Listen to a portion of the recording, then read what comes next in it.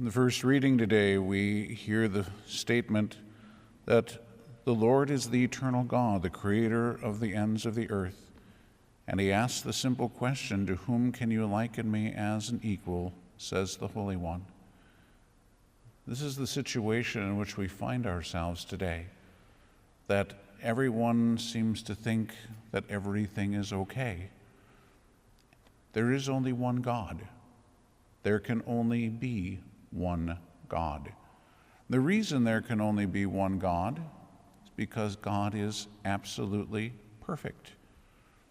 If there was more than one absolutely perfect being, they would be identical. And if they're identical, they're the same. So there can't be any more than one. And that's important because we have all these different religions these days, all purporting to believe in this, that, or the other thing. They can't. There can only be one.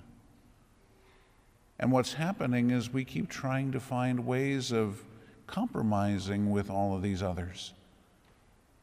But if we've compromised the truth, we no longer have the truth. And that's become a huge problem. And so we have to be very clear that there is only one God. Everything else is a false God. And that's the simple case. It's not, well, these people, because they're nice or because they're sincere, they believe this, and so it's okay. It's wrong.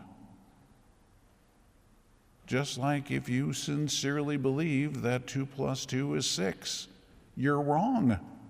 You're still a nice person, you're still sincere, you're still kind, whatever, but you're wrong. And to be able to say, well, because you're nice, therefore it's okay for you. No, it's not. Because each one of us has been made for the truth. And if we're believing something that's not true, that's not what's best for us. And so for each one of us, if we have the opportunity, we need to be able to point that out. Just as we would point something out, well, of course, these days they don't. I was going to say, if somebody in school spells a word wrong, you'd say, no, that you spelled that word wrong. These days they're supposed to say, no, it's okay, you can spell it that way, because it would be bad for your self-esteem if I told you spelled it wrong. What a bunch of garbage. But that's what they keep trying to do, and see, it's that everything is okay. No, it's a matter of charity to point out to somebody that something is not correct. And that's not always an easy thing to do. But out of love for that person, out of love for their soul, we want what's truly best for them. And what's going to be best is if they have the truth. We don't want people to stay in error. They're not in error because they're bad people, because they're of ill will. We trust that they're of good will, but they just don't know. Now, the other side of that is it's one thing for us to be able to speak the truth, but we have to live it. If we've been given that truth, and we have, then do people see that? So, for instance, if somebody were to look at you and say, well, you're trying to tell me that this is the truth, but look at how you're living. Look at what I see in you. If you have the truth, how come you're not living a better life?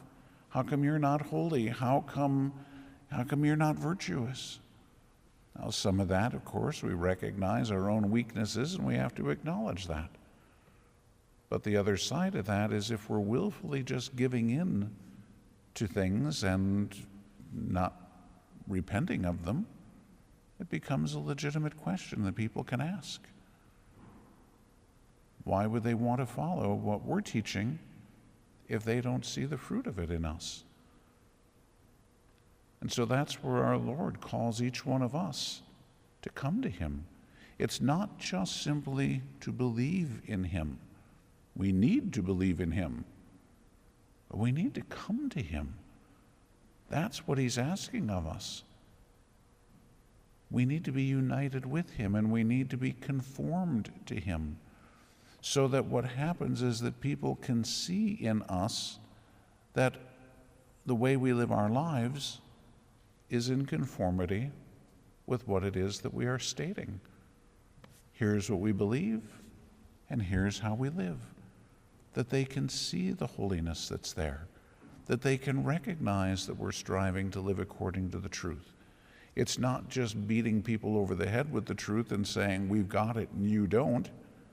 That's not the point. The point is to be able to say, if I have the truth, then I should be living that. And people should recognize it by the way that I live, by the way that I speak.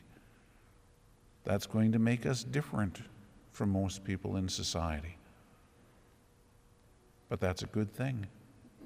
When we look at what's going on in society these days, I don't want to be like that. No one should want to be like that.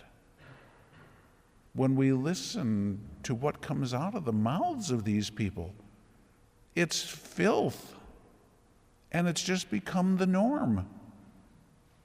It used to be if somebody used an expletive, especially one in particular, they would say, oh, I'm sorry. Not anymore. It pops right out like it's just normal conversation. This is not good. So again, if we're going to be striving to live the truth, it's what people should see. We don't talk the way that everybody else does.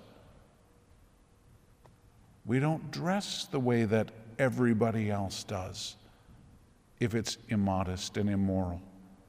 We don't live the way that everyone else does if it's in violation of God's commandments.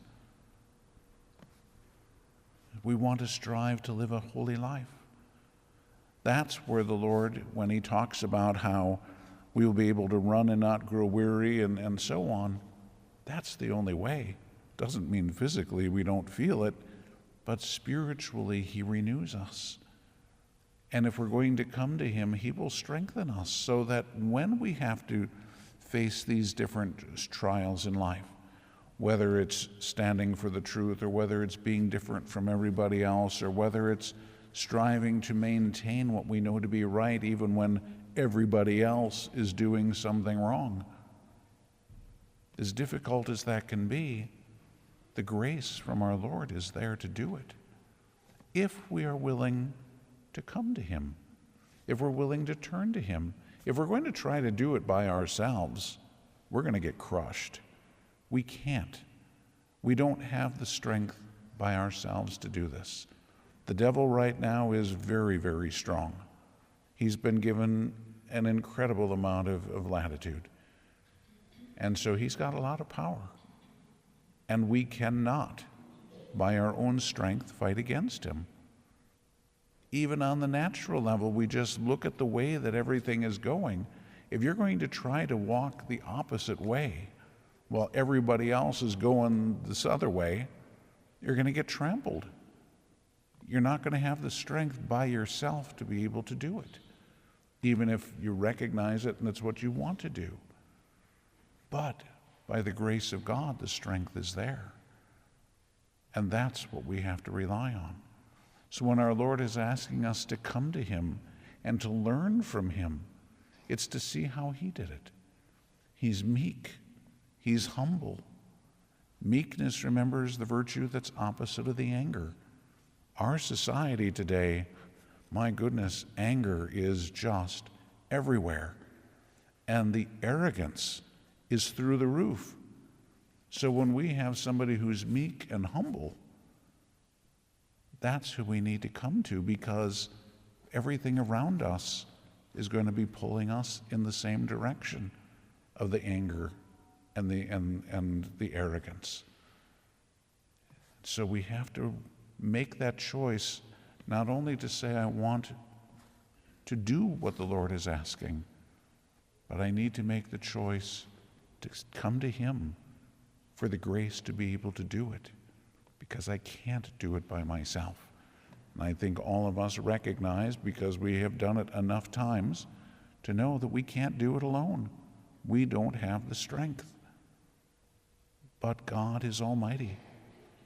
All the power in the universe is in him. And so if we will come to him, he will strengthen us. He will give us the grace that we need. Doesn't mean he's going to make it easy, but he will give us the strength to be able to do what we need to do. So that's the challenge for each one of us, to first of all recognize the truth and accept it, to want that truth for everyone else, but to live that truth, to walk on a path that's a little different from what the majority of people are walking. But it is a holy way. It is the right way. And we will all recognize it as such, even if it's not popular, even if it's not what everyone else is doing. We know that it's the right way. And Jesus is that way. And so we need to come to him. We need to pray. We need to be dependent on him. We need to rely on him. We need to seek the grace from him, so that we're not just out there by ourselves trying to fight against all of this by our own strength, but rather by his strength. We can be meek, we can be humble, and as such, we will have the grace to do his will.